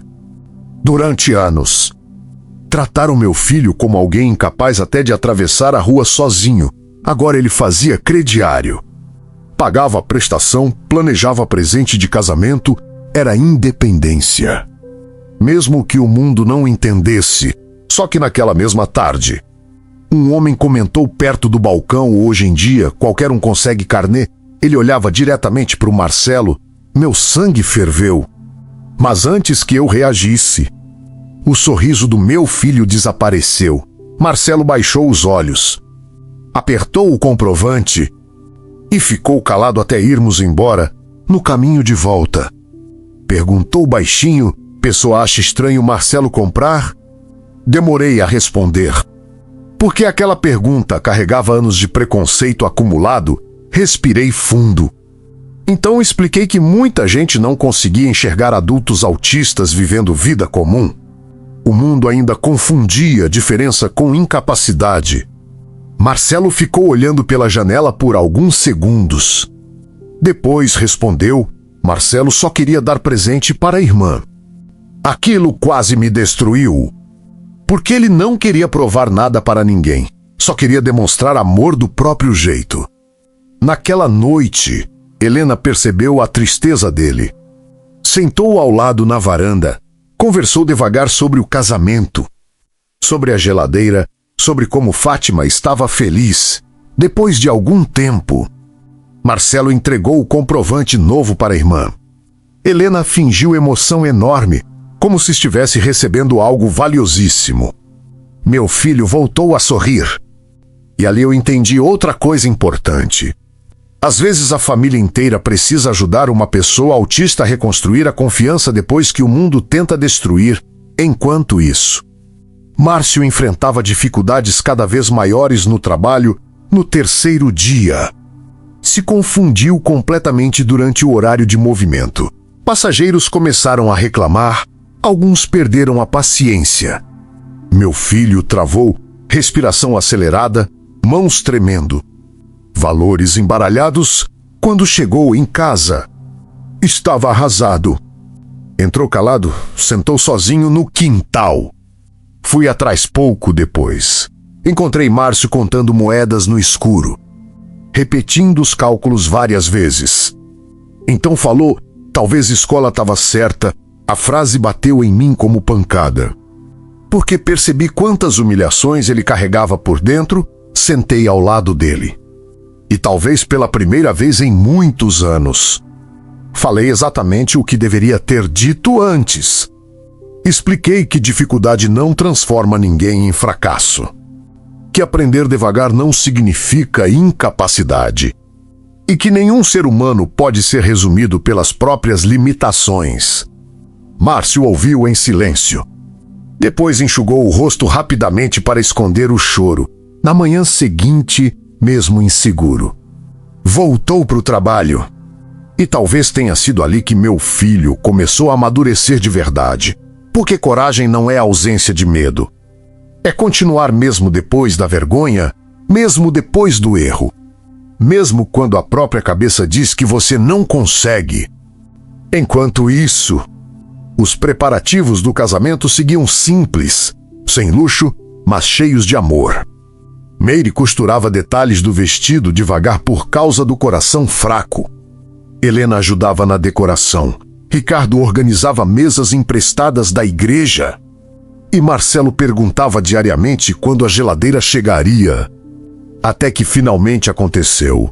Numa manhã quente de sábado, o caminhão das lojas Maranhão parou em frente de casa. Marcelo ficou elétrico. Ajudou a descarregar. Conferiu tudo? Passou a mão pela porta da geladeira nova como quem realizava sonho próprio, depois que os entregadores foram embora. Ele ficou alguns minutos parado diante do eletrodoméstico. Então disse baixinho, presente do Marcelo, Fátima abraçou ele na mesma hora. E dessa vez meu filho não se afastou. Permaneceu ali, orgulhoso, aceitando carinho, naquele momento. Eu entendi algo muito forte. Autonomia nem sempre nasce de grandes conquistas.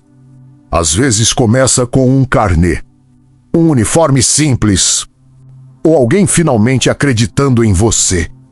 Talvez fosse isso que meus filhos precisavam desde sempre, não pena. Não superproteção, só a oportunidade de viver com dignidade. Os dias começaram a ganhar outro ritmo dentro de casa. Pela primeira vez em muitos anos, eu via meus 2 filhos acordando com propósito. Márcio saía cedo usando o uniforme de cobrador. Ainda desorganizado, ainda esquecendo coisas, mas tentando. E Marcelo seguia envolvido em cada detalhe do casamento. Conferia parcelas. Perguntava quantos dias faltavam. Acompanhava Helena pelas lojas do centro. Aquilo fazia bem para ele. Marcelo precisava sentir que pertencia às coisas. Durante muito tempo, o mundo decidiu tudo pelos meus filhos, falava por eles. Escolhia por eles, ignorava vontades, mas agora, mesmo com todas as dificuldades, eles começavam finalmente a construir o próprio espaço. Achava que, depois de tantos anos enfrentando crises, preconceitos, dificuldades financeiras e os olhares tortos da cidade inteira, nada mais conseguiria surpreendê-lo. Mas naquela manhã fria do interior de Minas, nos anos 1980, bastou um telefonema da escola para tudo começar a desabar outra vez. O diretor pediu a presença de Paulo imediatamente, sem explicação, sem detalhes. Só urgência.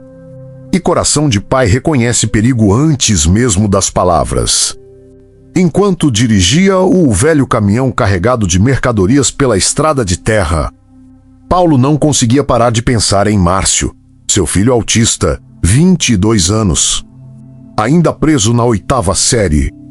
Depois de tantas reprovações, até os professores mais antigos pareciam exaustos de insistir.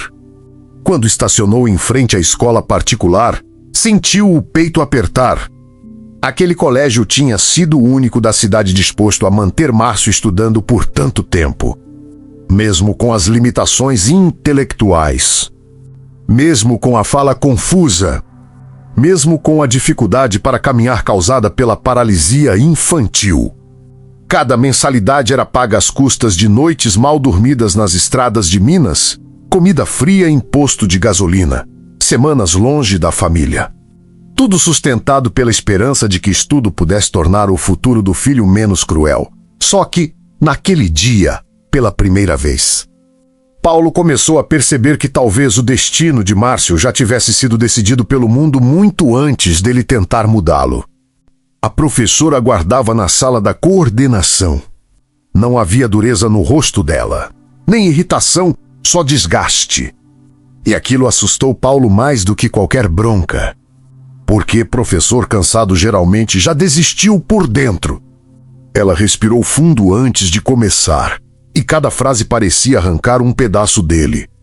Márcio já não conseguia acompanhar as aulas. Tinha dificuldade para escrever frases simples. Lia devagar, esquecia conteúdos rapidamente. Se perdia com facilidade. E provavelmente repetiria mais um ano, outra vez. Mais humilhação, mais comentários da cidade. Mais um fracasso estampado diante de todos. Paulo ouviu tudo em silêncio, porque, no fundo, ele já sabia. Sabia quando via o filho escondendo os cadernos, quando fingia estudar, quando tentava decorar palavras que desapareciam da cabeça minutos depois. Mas ouvir aquilo em voz alta feria diferente. A professora continuou. Disse que talvez insistir na escola não estivesse ajudando mais. Talvez apenas prolongasse sofrimento naquele instante. Vergonha, raiva e culpa se misturaram dentro dele, porque passou anos acreditando que esforço resolvia qualquer coisa. Mas a vida real nem sempre funciona assim. Às vezes, amor não vence todas as limitações, e aceitar isso destrói qualquer pai. Quando saiu da escola, Paulo permaneceu muito tempo parado ao lado do caminhão, sem coragem de ligar o motor, sem coragem de voltar para casa.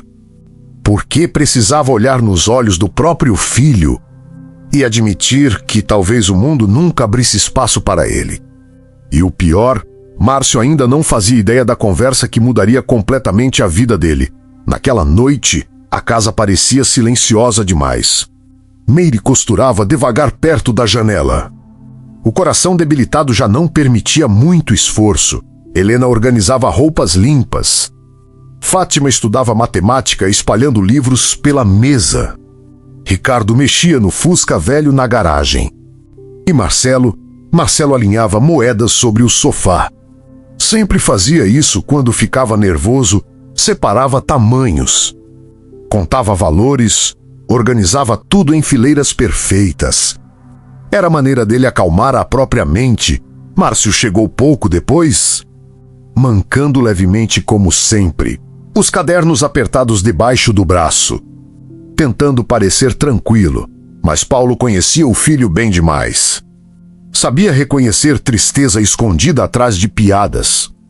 O rapaz entrou falando rápido sobre a escola, sobre colegas, sobre a lanchonete, sobre brincadeiras, como quem tentava impedir qualquer silêncio. Até Paulo interromper, o professor chamou o pai. Hoje, a cozinha inteira congelou. Márcio parou imediatamente. O sorriso desapareceu. Marcelo levantou os olhos devagar. Helena já parecia aflita antes mesmo da conversa começar. Paulo tentou parecer firme. Quis agir como o homem rígido do interior acostumado a resolver tudo no grito. Mas a voz saiu cansada, pesada. Ele explicou a situação. Disse que talvez insistir na escola não fizesse mais sentido. Talvez fosse hora de pensar em trabalho, responsabilidade, vida prática. Márcio ficou olhando para o chão, quieto, para aquilo era raro. Normalmente discutia, inventava desculpas. Tentava fugir do assunto, mas naquele dia parecia pequeno. Helena tentou defender o irmão, Fátima também. Disseram que talvez existisse outro jeito, outro método, outra oportunidade. Só que Paulo estava esgotado, cansado das mensalidades, das reprovações, dos olhares de pena da cidade inteira. Então tomou a decisão mais difícil da vida dele. Márcio não voltaria mais para a escola. Meire começou a chorar baixinho, não por vergonha, mas porque sabia o peso daquela escolha nos anos 1980, um rapaz pobre, autista, com dificuldades intelectuais, sem terminar os estudos. O mundo raramente era gentil com pessoas assim. Marcelo observava tudo em silêncio, até perguntar baixinho: Márcio vai ficar triste? Aquilo quase destruiu Paulo, porque Marcelo entendia emoções antes de qualquer um. Mesmo com dificuldade na fala, mesmo sendo tratado como estranho pela cidade, ele sempre percebia sofrimento. Márcio levantou devagar da mesa, tentando parecer forte, mas antes de entrar no quarto, Disse algo que ninguém esqueceu. Márcio tentou e meu filho continuou. Os dias passaram. E algo inesperado começou a acontecer. Alguns passageiros perceberam o que tinha acontecido naquele ônibus. E, aos poucos, começaram a tratar Márcio com mais cuidado. Uma senhora levava balas para ele. Um rapaz ajudava quando o veículo lotava demais. Outro fazia questão de esperar enquanto ele conferia o troco sem pressa, gestos simples. Mas são justamente os pequenos gestos que salvam alguém. Principalmente quem passou a vida inteira sendo diminuído. Enquanto isso, Marcelo vivia a própria grande conquista. A entrega da geladeira finalmente estava perto. Meu filho contava os dias literalmente. Marcava o calendário, conferia parcelas. Organizava comprovantes e naquela semana, a moça das lojas Maranhão avisou que a entrega chegaria antes do previsto. Marcelo quase não dormiu de ansiedade. Passou a madrugada arrumando papéis na mesa, checando o carnê, perguntando várias vezes se a geladeira realmente viria. Helena ria emocionada, porque parecia menino esperando o presente de Natal, mas não era isso. Era um homem descobrindo que também podia realizar sonhos. Quando a geladeira chegou, a rua inteira percebeu. Marcelo fez questão de ajudar a descarregar, mesmo nervoso. Mesmo com dificuldade motora. Ele passava a mão no eletrodoméstico o tempo todo, como se precisasse confirmar que aquilo era real.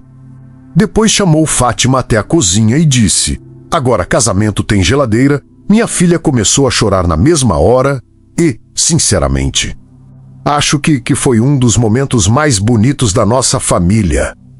Porque durante anos, trataram Marcelo como alguém incapaz de cuidar até da própria vida.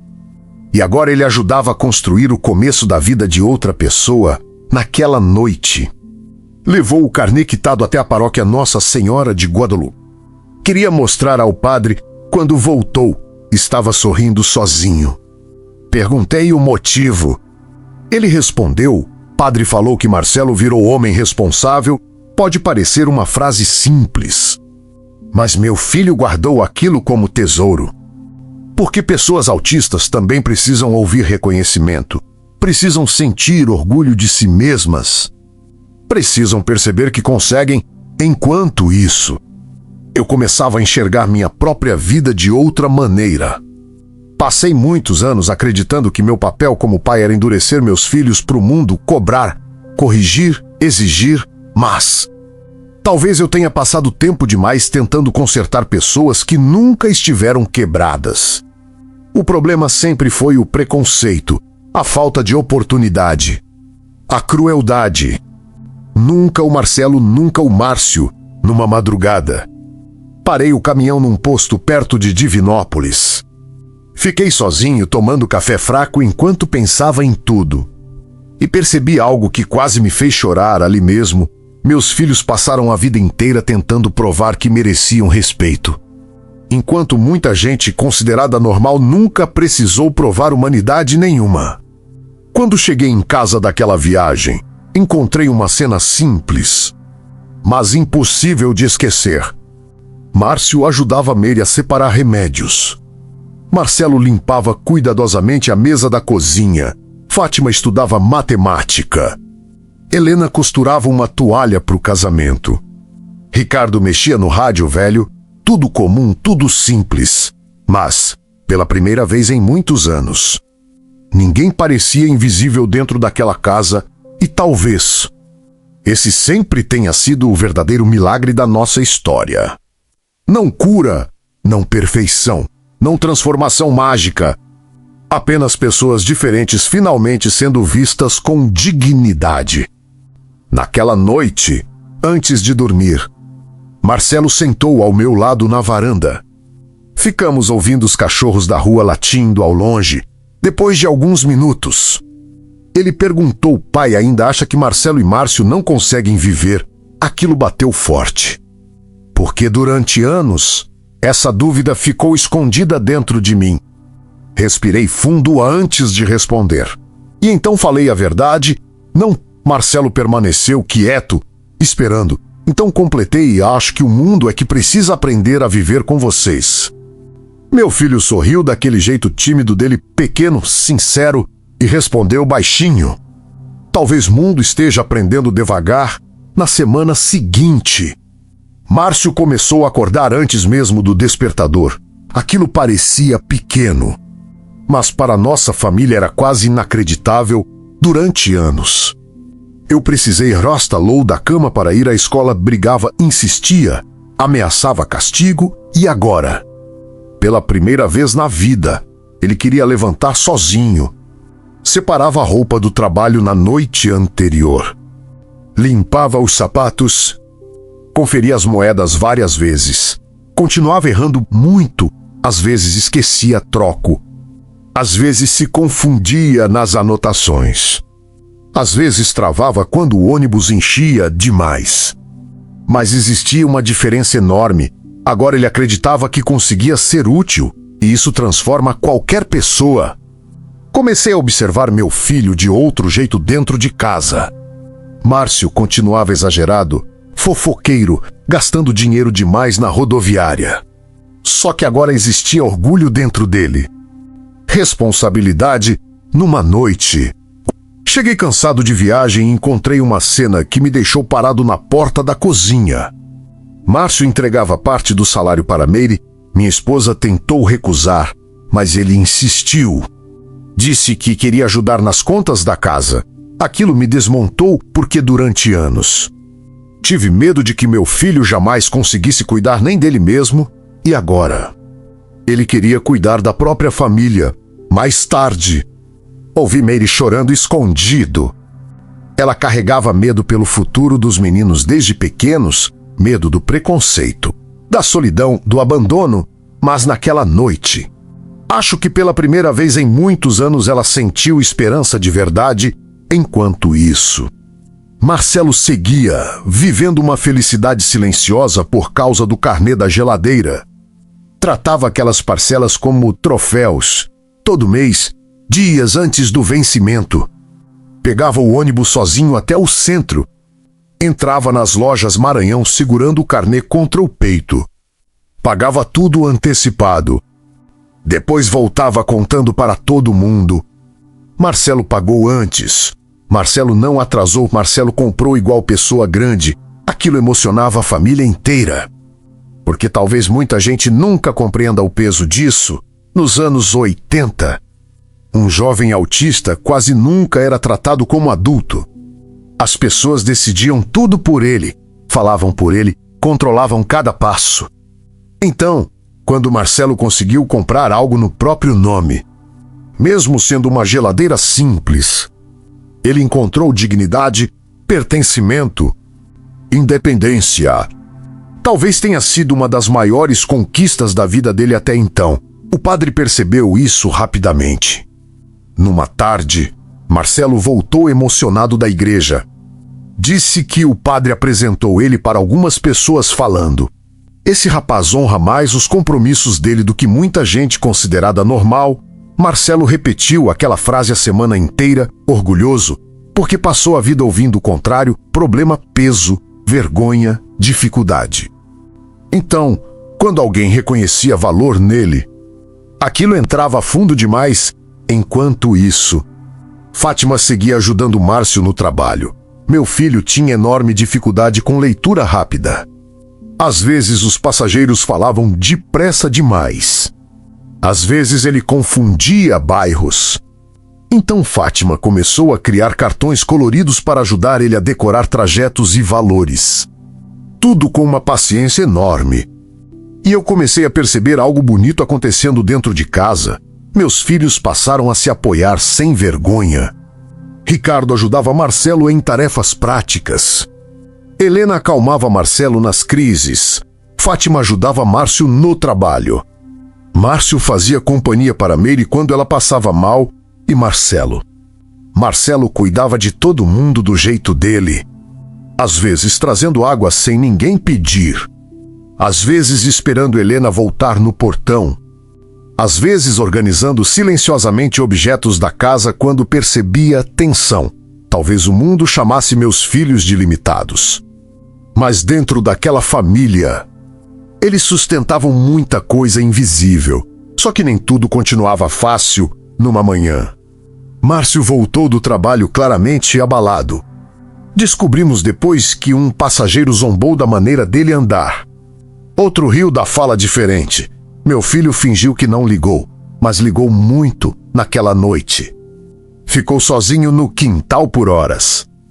E aquilo me machucou profundamente, porque percebi uma verdade cruel, mesmo quando pessoas autistas conseguem conquistar espaço. O preconceito continua esperando na esquina seguinte.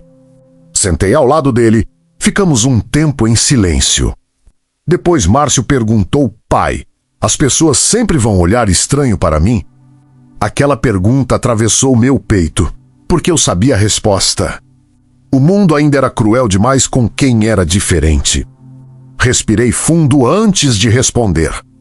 E então falei algo que eu mesmo demorei décadas para entender. Sim, algumas pessoas sempre olhariam diferente. Mas isso nunca diminuiria o valor dele. O problema não estava na maneira de andar, nem na fala, nem nas dificuldades.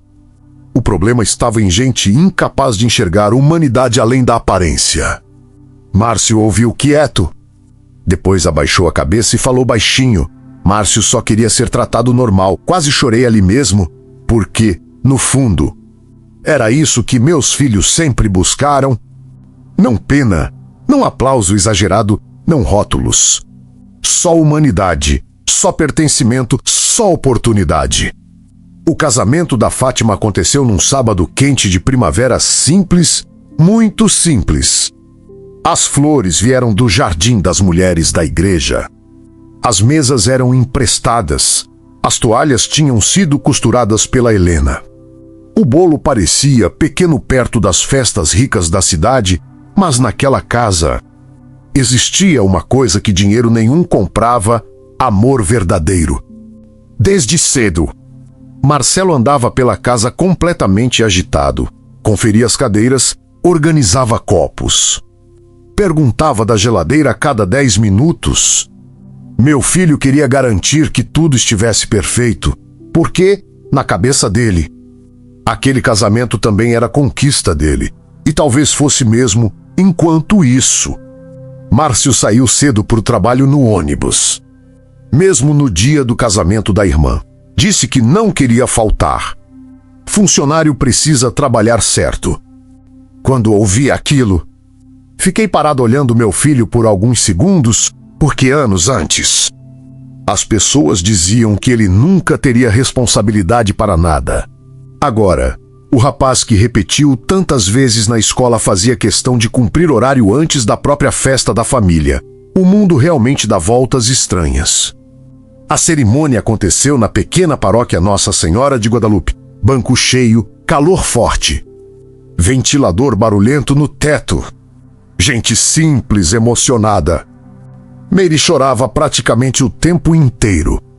Helena tentava disfarçar. Ricardo arrumava o rádio da igreja porque o som falhava toda hora. E Marcelo segurava o envelope do presente com tanta força que amassou as pontas sem perceber. Quando Fátima entrou vestida de noiva, meus filhos ficaram olhando em silêncio e naquele instante eu percebi algo que nunca tinha entendido completamente antes, durante anos. Tive medo de que meus filhos jamais conseguissem fazer parte da vida. Mas eles sempre fizeram. Só precisavam de pessoas que enxergassem isso depois da cerimônia. Todo mundo foi para a pequena casa nova do casal e lá estava ela. A geladeira branca simples, brilhando no canto da cozinha. Marcelo ficou parado olhando por vários segundos, sem falar nada. Fátima então segurou a mão dele e disse: agora toda vez que eu olhar para essa geladeira, vou lembrar do meu irmão. Meu filho começou a chorar imediatamente. Mas dessa vez, não tentou esconder. E sinceramente, acho que naquele momento alguma coisa cicatrizou dentro dele. Porque, pela primeira vez na vida, Marcelo não se sentia peso, nem problema, nem vergonha.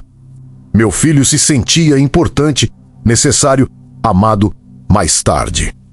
Já durante a pequena festa, observei meus 2 filhos juntos no quintal. Márcio ainda vestia parte do uniforme da empresa de ônibus porque chegou correndo do trabalho. Marcelo segurava o carnê quase quitado no peito. Os 2 conversavam sobre troco, sobre passageiros, sobre parcelas, assuntos simples. Mas davam risada como 2 crianças que finalmente encontraram lugar no mundo. Fiquei olhando aquela cena em silêncio. E pela primeira vez em muitos anos, não senti medo do futuro. Claro, o preconceito continuaria existindo, as dificuldades também. Marcelo ainda teria crises, Márcio ainda cometeria erros. O mundo continuaria cruel muitas vezes. Mas agora eu sabia uma coisa: meus filhos não estavam quebrados. Nunca estiveram.